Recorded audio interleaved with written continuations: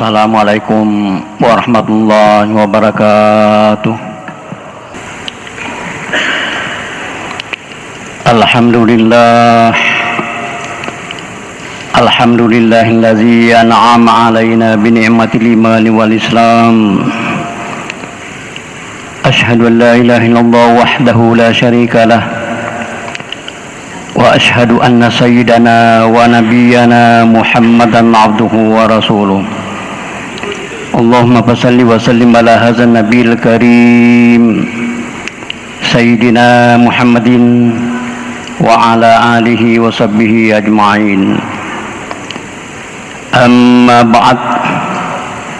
Ya ayuhan nas, ittaqullaha haqqa tuqatih wa la tamutunna illa wa antum muslimun. Faqad qala Allah subhanahu wa ta'ala fil Qur'an karim wa huwa asdaqul qailin fa inna ahsanal kalam kalamullah.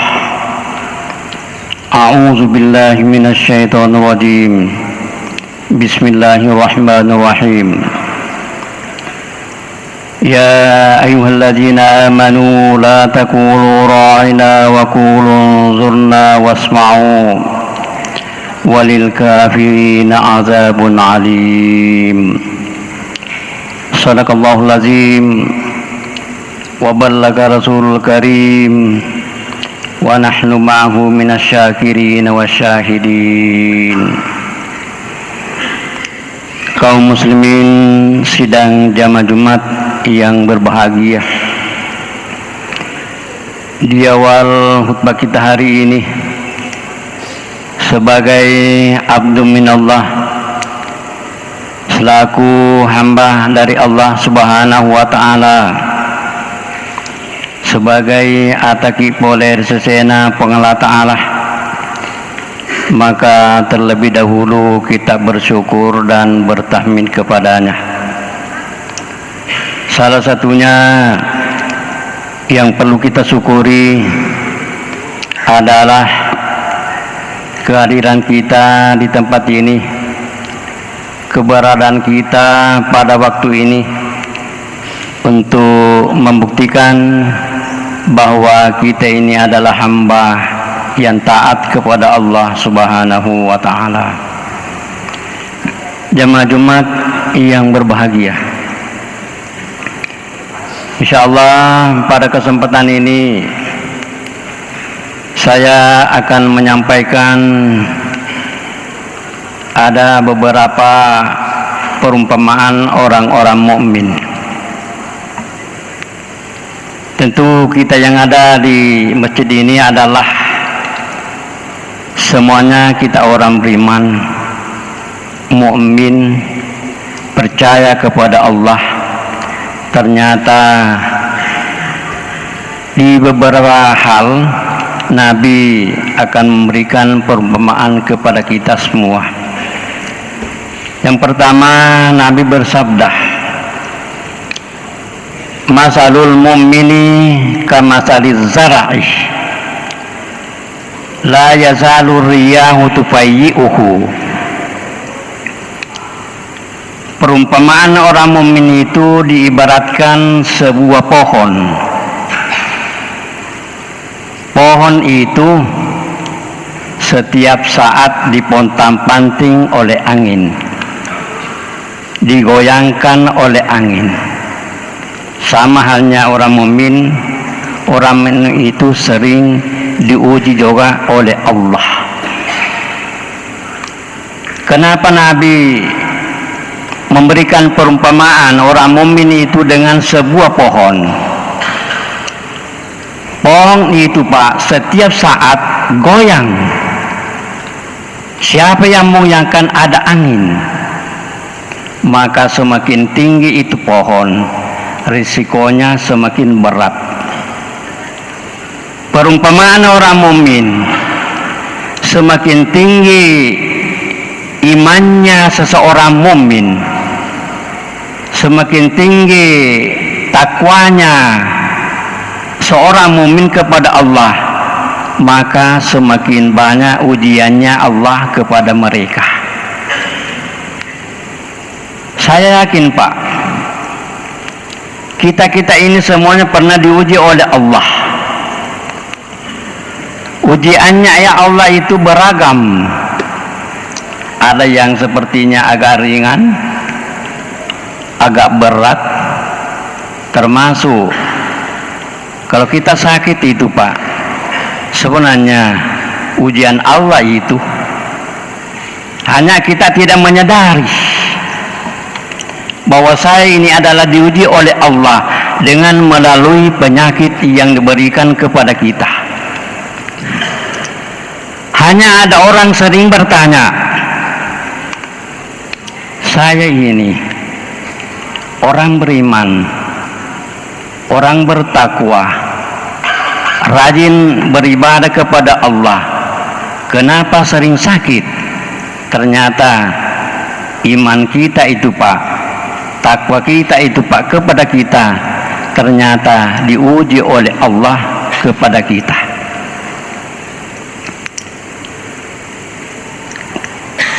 Sakit, bahasa Arabnya sakit itu Pak, maridon. Ternyata itu maridon ada persamaannya dengan bahasa Bugis Pak.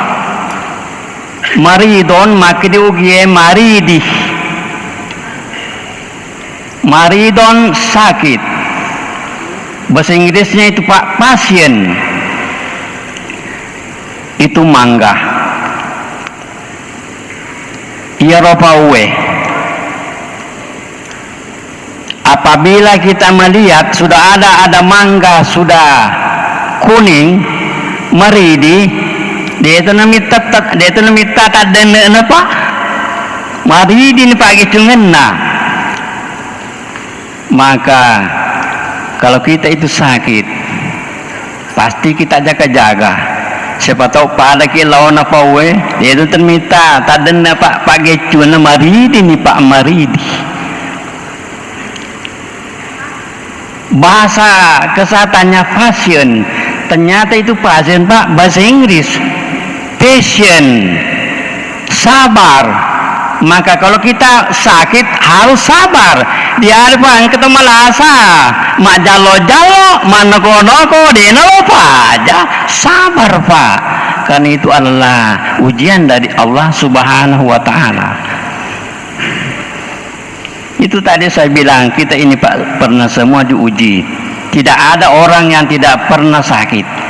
Kalau ada orang tidak pernah sakit, bahaya Pak. Sekali sakit mati. Syukur Pak kalau kita masih sakit. Fir'aun, dia menganggap dirinya sebagai Tuhan karena tidak pernah sakit. Ternyata Fir'aun tidak pernah sakit, mati juga. Itulah adalah ketentuan dari Allah. Jadi itulah ujiannya Allah kepada kita. Yang pertama, semakin tinggi imannya seseorang, semakin tinggi takwanya seseorang, semakin berat ujiannya Allah kepada kita. Itu yang pertama. Yang kedua,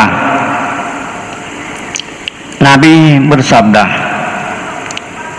masalul mu'mini kamasalin nakhlah. Perumpamaan orang mukmin itu diibaratkan seekor lebah.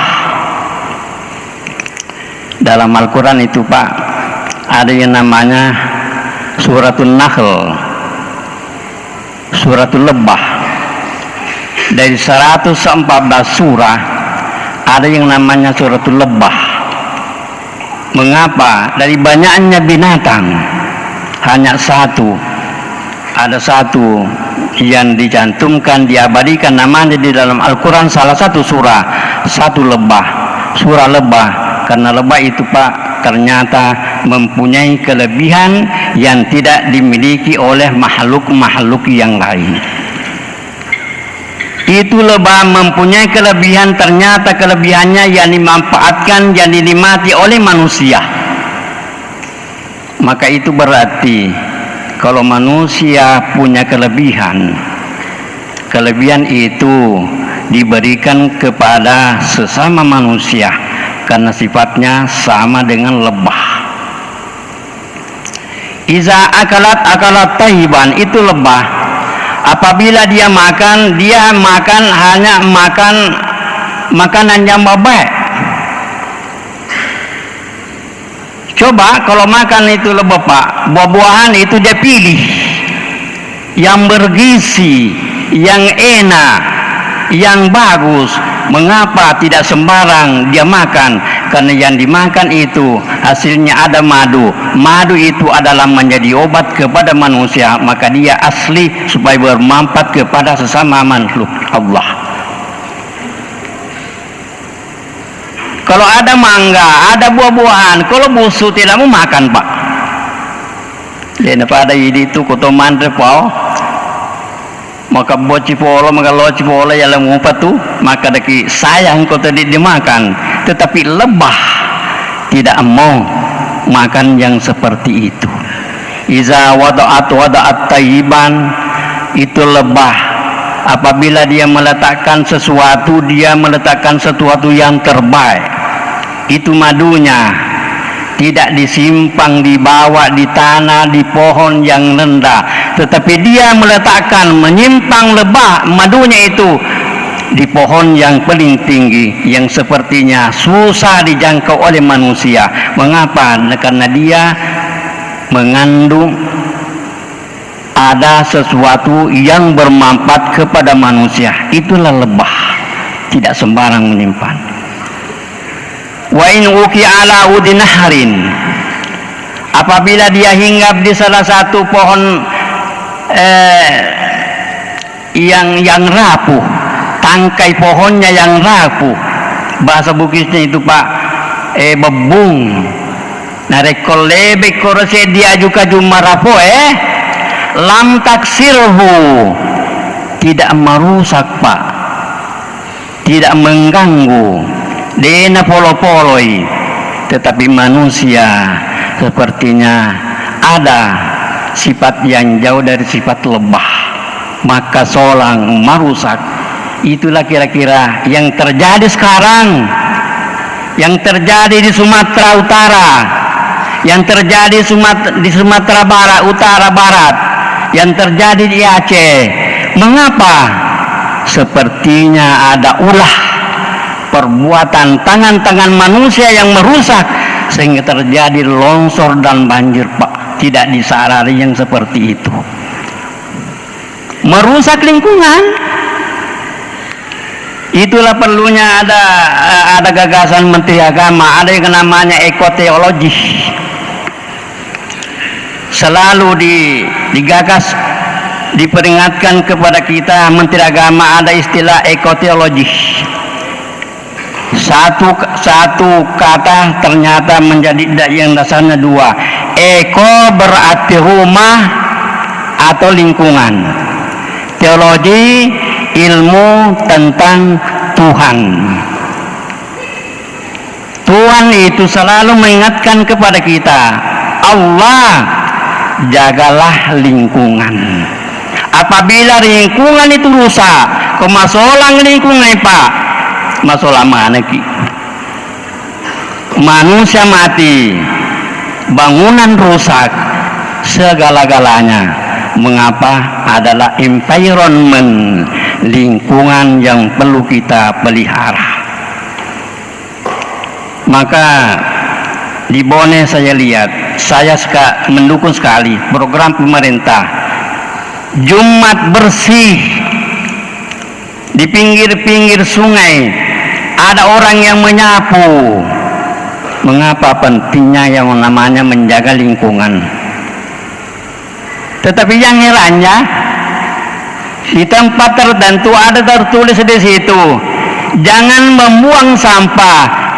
Lo katosi mah bos sampah koro, datang benil TV ini. Padahal jangan membuang. Bagaimana caranya memelihara lingkungan Pak? 2023, 2 tahun yang lalu, saya pernah ke Singapura. Ditambah yang baru-baru ini 2025, itu memperhatikan Pak. Di Singapura itu Pak, membuang puntung rokok bukan di tempatnya, didenda dolar Singapura Pak. Puntunnya ini itu sih di puntung rokok bersama isinya dibuang, jadi kok terbakar ya apa dega urusan. Itulah di Singapura itu Pak, saya heran. Uli karopo tidak ada, tetapi kalau kita uli canggoreng dibuat toh, uli uti dibuat toh, kocede ini masih dibuat toh. Di Singapura penduduknya bukan negara Islam, ternyata yang prakteknya di negara di sana dipraktekkan. Ternyata di kita ini di Indonesia 90 lebih penduduk Indonesia adalah Islam. Ternyata negara yang bukan penuh Islam yang menerapkan hadis Rasulullah sallallahu alaihi wasallam. Nabi mengatakan at-tuhuru syatrul iman. Kebersihan itu adalah sebagian dari iman. Sifat lebah ternyata secocok dengan sabda Rasulullah sallallahu alaihi wasallam. Kalau dia meletakkan sesuatu bukan sembarang tempat, tetapi mengapa dia berusaha menempatkan sesuatu yang terbaik. Itu perumpamaan yang kedua. Ada juga hadis Nabi mengatakan, masalul mu'mini kamasalil jasad. Perumpamaan orang mukmin itu diibaratkan seorang manusia.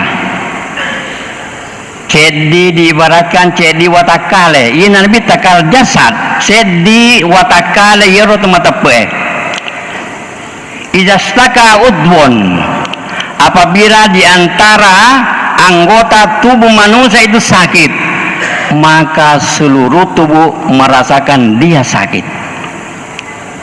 Coba Pak, kau mau pedih matai, tani bawa mau pedih matai, mau pedih tulu letuk seluruh batang kaleh, batang tubuh, semuanya sakit. Kalau mata sakit, dia hanya melihat, tetapi yang paling bagus saya lihat, kalau tangan sakit, tangan kanan sakit,